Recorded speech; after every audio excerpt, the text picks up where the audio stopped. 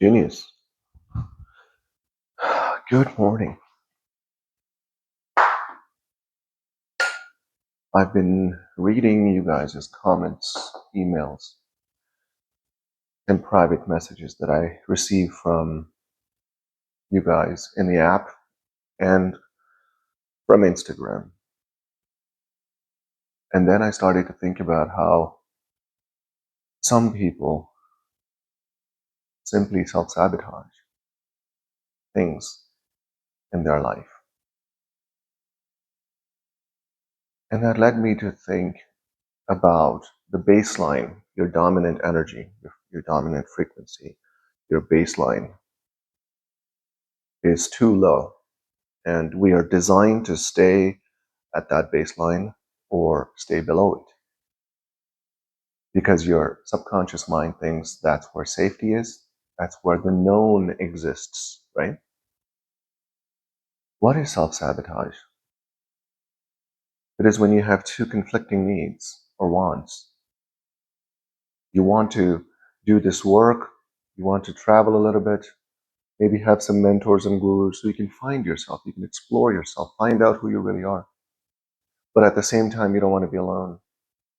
So you keep going from one relationship to the next, and you keep sabotaging those relationships. Not because you're a bad person, but because the need inside of you that is stronger than not being alone is to find yourself. And to find your upper limits of the happiness that you've been programmed. That could be for your happiness, that could be for healthy lifestyle, that could be the amount of money that you would like to have so you can help people, travel, have some freedom, right? All of it so that you can feel good, feel happy.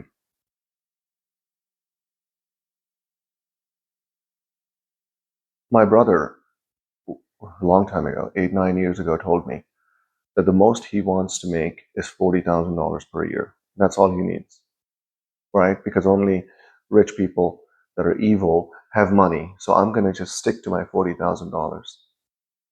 And for 7 years after that, he was stuck. He couldn't go above 40,000 because that was his story. And we are designed to create a life that confirms the story about ourselves that we tell ourselves.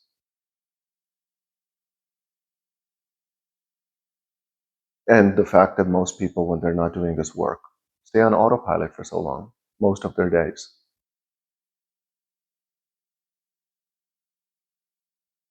And sometimes it takes for people to hit rock bottom.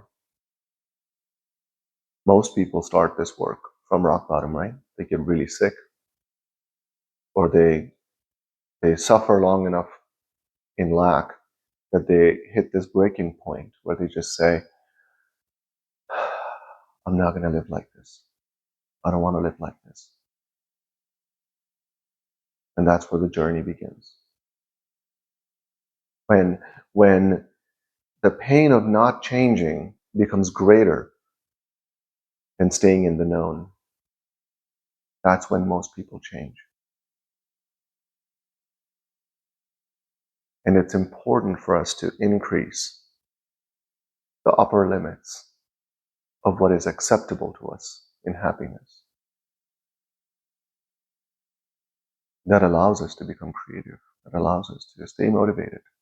Allows us to stay conscious when we live our life.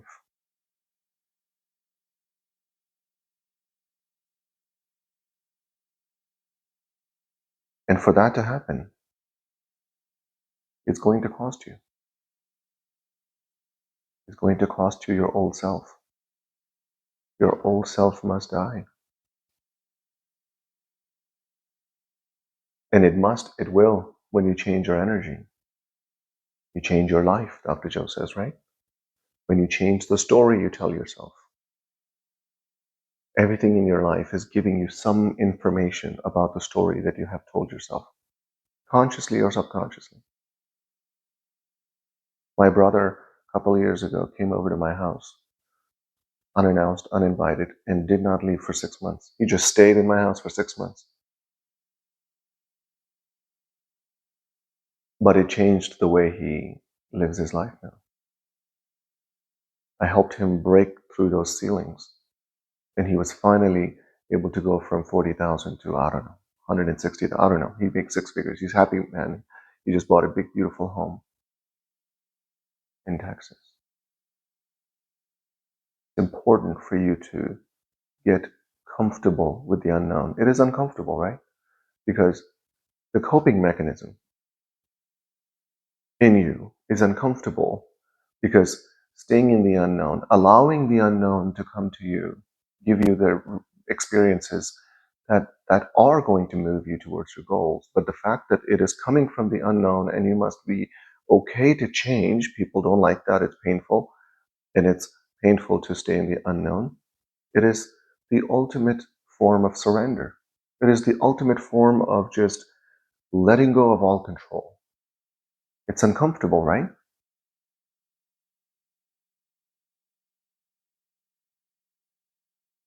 But what would you rather have? Stay in the keep changing, be okay with change, be okay in the unknown, the river of change, or keep sabotaging yourself, staying below this threshold that you didn't even create. It was programmed into you by people that told you all rich people are evil.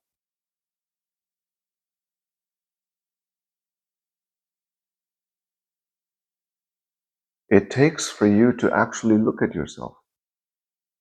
Where are these self-sabotaging coming from? If you're living in lack, ask yourself. This is why I created this challenge for people to write down their state of being before meditations and after meditations for 30 days. Because 2 weeks in, and you start to see things. You start to see patterns that you have never seen before. You start to notice things about you that you have been blind to. You know?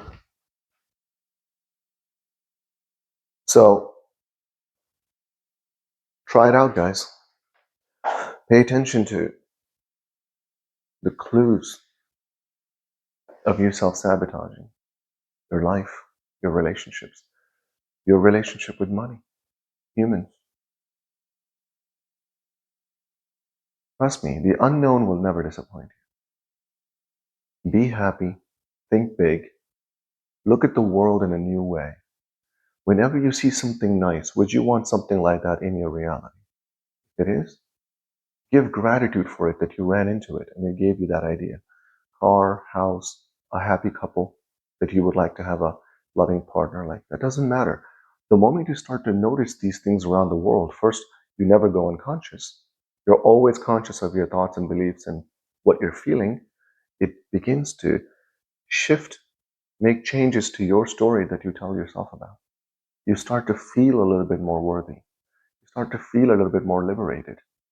It actually changes and upgrades your health. The more you feel good, the better thoughts you have, the more beautiful neuropeptides you create. And different neuropeptides will bless different energy centers. It changes the water inside of your body, which then changes the antennas inside of you, right? The nerves, the DNAs. You upregulate, downregulate certain things. You become a new version of you. You move towards a different genetic destiny, biological destiny, energetic. Field changes around you. You become a new person. And take my word for it. You are not going to just be understood on the other side of that change. You will be seen. You're not going to just be liked. You're going to be loved.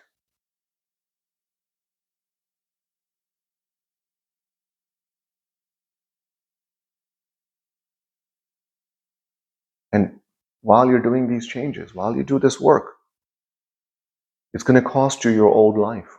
It's going to cost you for your old self to go away. That might cost you your job, your relationship, your friends. But then an energetic match to your new you will allow the new friends and relationships and careers and opportunities and synchronicities and coincidences waiting for you on the other side as a potential. So who do you want to be? Who would you like to be? Are you tired of some things in your life just not changing the way you want?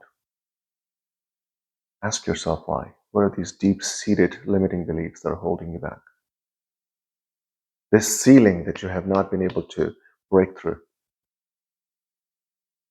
Because if you get more happiness than what you are programmed to enjoy, you will self-sabotage all of this, and it'll drop you right back under what you have been programmed. So stay conscious long enough and watch how your energy will change. Watch how your genetic destiny will move to a new destiny. The story you tell yourself will start to change. You might not be used to being liberated, feeling good throughout the day, blessing yourself, blessing others. You start with yourself, right? You bless yourself, you change your state of being, you maintain that state of being, and the world around you will start to give you sudden clues, and which should make you more excited to break through your upper happiness limits, to create new ceilings, keep moving that ceiling upward, and turn this whole life into a beautiful adventure. First for yourself, then for your loved ones, then for your community, then your city, and then the collective. You are making the world a better place by doing this. By becoming the version of you that you would like others to be. Happier version, right? Healthier version, right? More kind people, more patient people. By becoming that. By giving the world a great version of you. Right? Show them greatness. Don't talk about it. Become great and deliver yourself to the world. So how are you going to be in this world today? What version of you are you going to bless the world with, the collective with? You're always emitting light, right? You're always emitting information, right? Imagine the light that you're emitting is very high frequency, very kind and patient and happy, feels good, feels grateful for the little things in life, smallest things in life. And they compound into a new story, new version, new light, new energy, new field.